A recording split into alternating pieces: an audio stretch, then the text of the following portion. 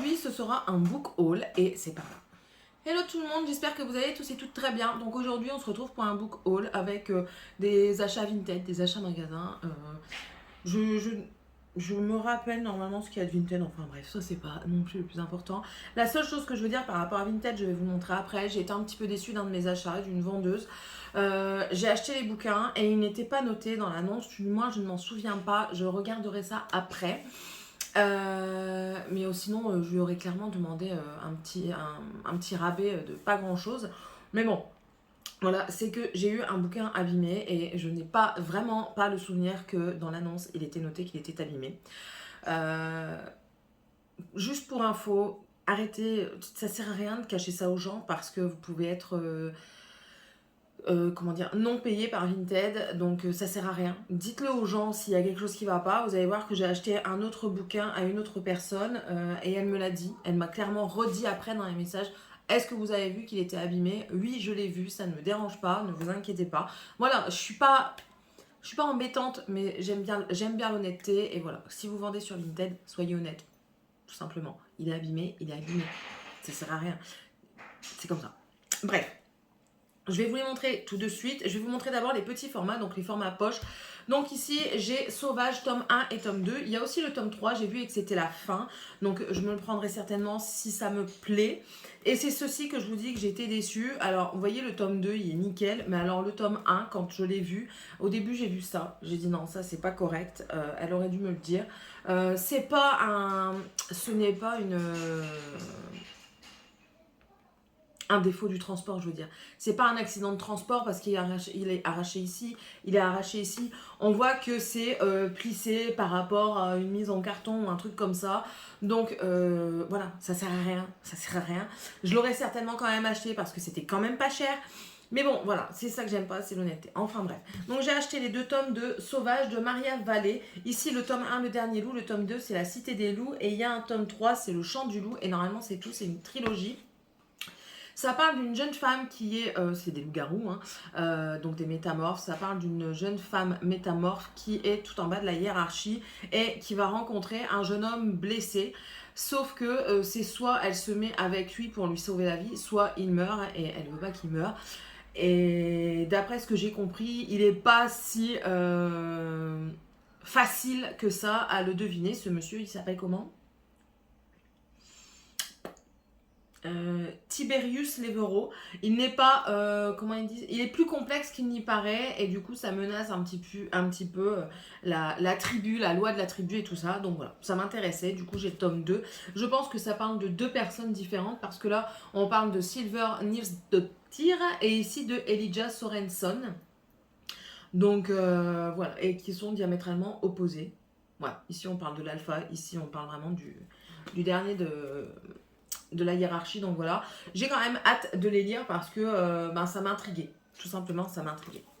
Voilà, voilà. Ensuite, j'ai acheté L'appel du renard. Donc là, c'est de Charlie Reinhardt. Je ne sais pas comment on le dit exactement. Désolée si je me trompe.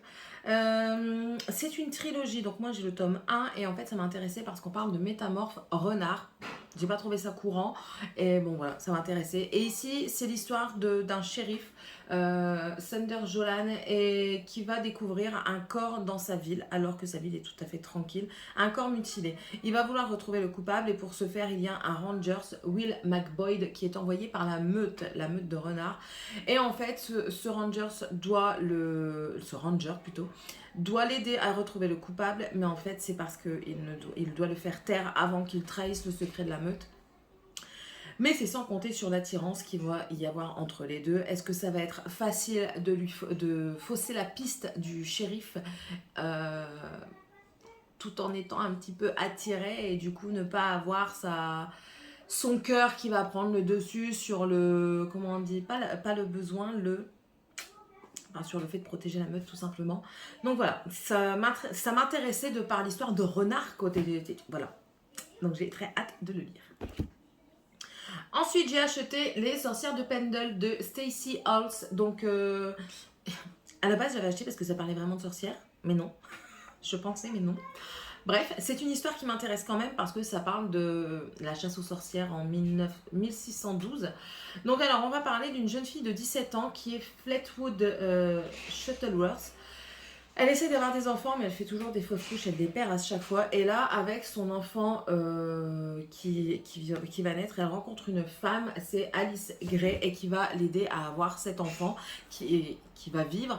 Mais elle va être accusée, cette Alice, de sorcellerie, et de là va s'en suivre un procès, le procès contre les sorcières, c'est la chasse aux sorcières. Comme beaucoup d'autres femmes, de par leur capacité à manipuler correctement certaines plantes, ben, elles vont être euh, condamné pour sorcellerie.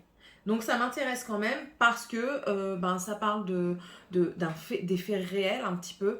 D'après ce que j'ai lu sur l'autrice, c'est une autrice qui a quand même fait des recherches pour faire ce livre. Donc ça m'intéresse beaucoup et je crois qu'il y a eu énormément de bons avis sur la sphère, donc sur la YouTube sphère, book sphère.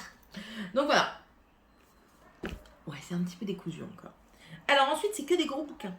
Donc, le dernier acheté, c'est sur Vinted et c'est celui que je vous disais que la personne m'a dit, surtout vous avez vu qui était abîmé et que j'ai dit, il n'y a pas de souci, c'est The Bone Season, le 1, saison d'os. Voilà. Et en fait, il est abîmé sur la couverture ici, il est corné. Attendez. Voilà. Il est corné juste là. Ça m'a pas dérangé, je l'ai eu à 8 euros, s'il vous plaît. On n'en dit que du bien. Maintenant, c'est un gros pavé. On est à 668 pages. Alors, j'ai essayé de lire le synopsis pour vous guider un petit peu sur ce que c'est. Bon, ça parle bien sûr pas de monstres, mais de personnes hors du commun. Je vais vous lire le synopsis, ça sera beaucoup mieux parce que je n'arriverai pas à vous retranscrire de quoi ça parle. Donc, le synopsis.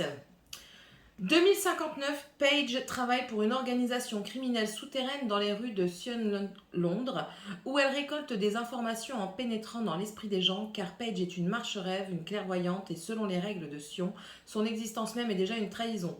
Poursuivie puis arrêtée, elle est déportée vers une colonie pénitentiaire sur l'ancien territoire d'Oxford, secrètement occupée par les Rephaim, une race venue d'un autre monde qui récolte et utilise des clairvoyants à ses propres fins. Paige se retrouve assignée au mystérieux gouverneur Arcturus, celui-ci devient son maître, son formateur, son ennemi naturel.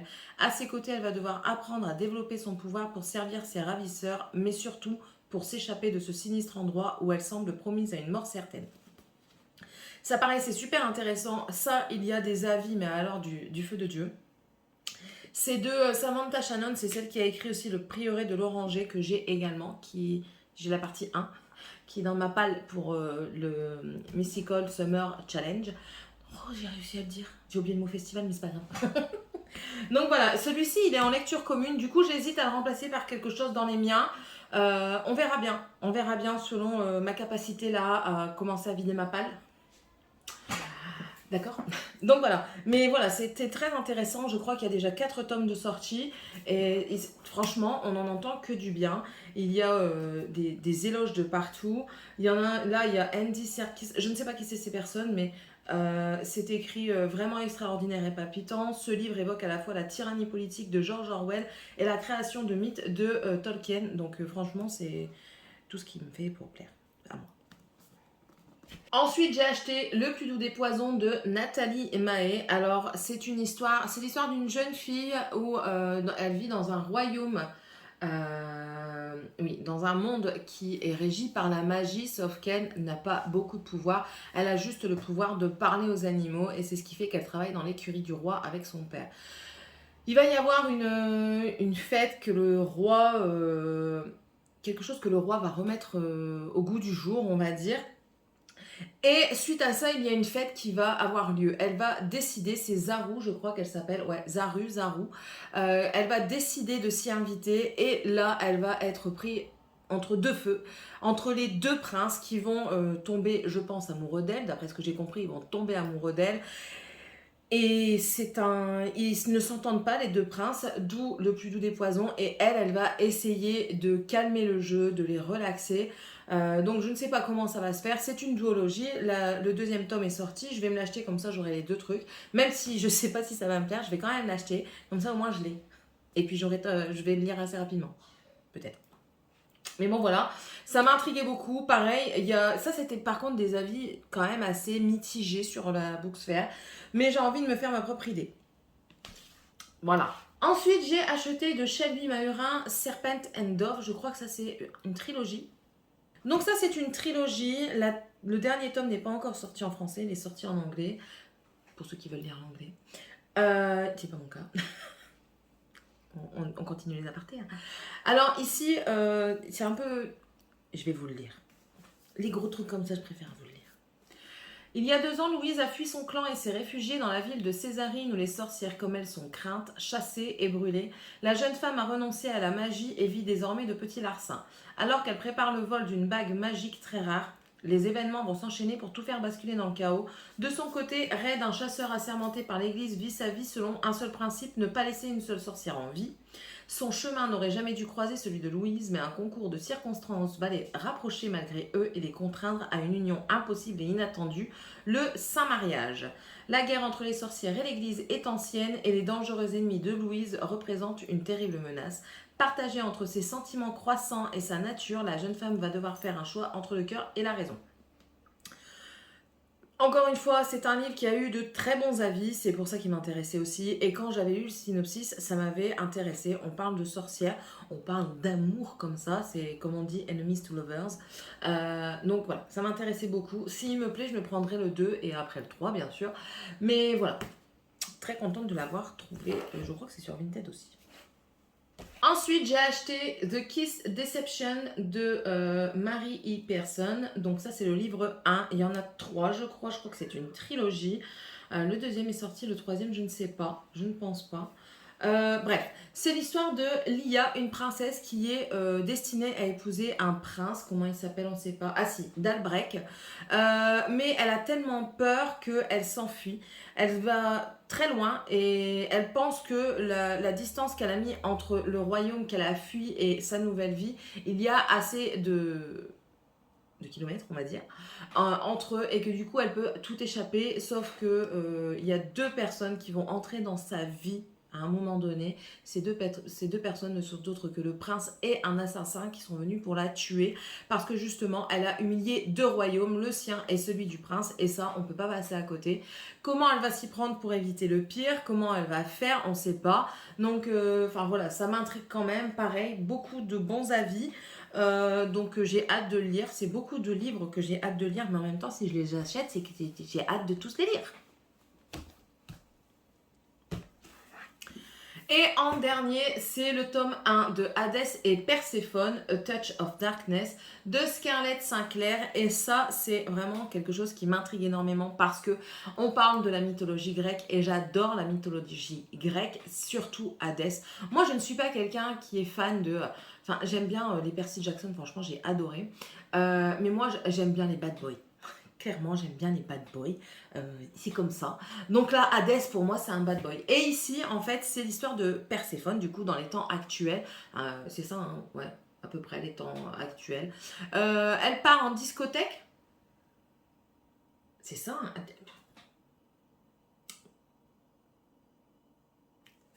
Bah alors, ouais. Elle part en boîte de nuit et en fait Perséphone a incarné une jeune femme.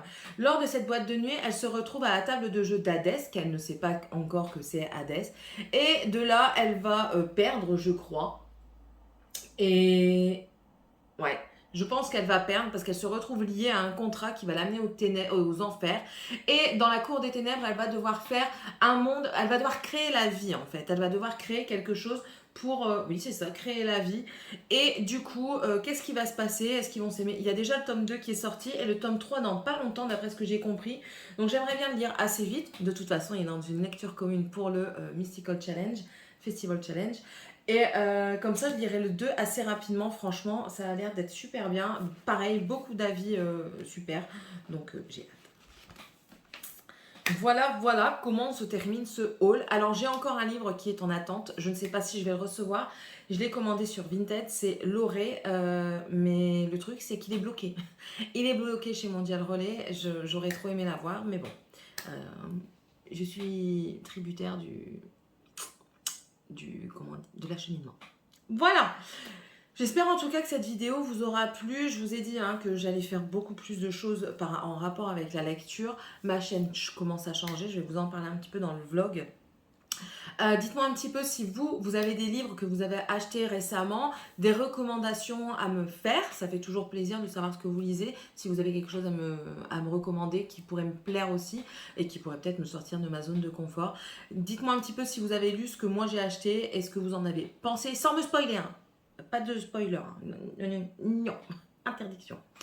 Sur ce, n'hésitez pas à vous abonner, ça fait toujours plaisir, et si vous le désirez, bien sûr, à mettre un pouce en l'air, et on se retrouve dans une prochaine vidéo. Allez, bye!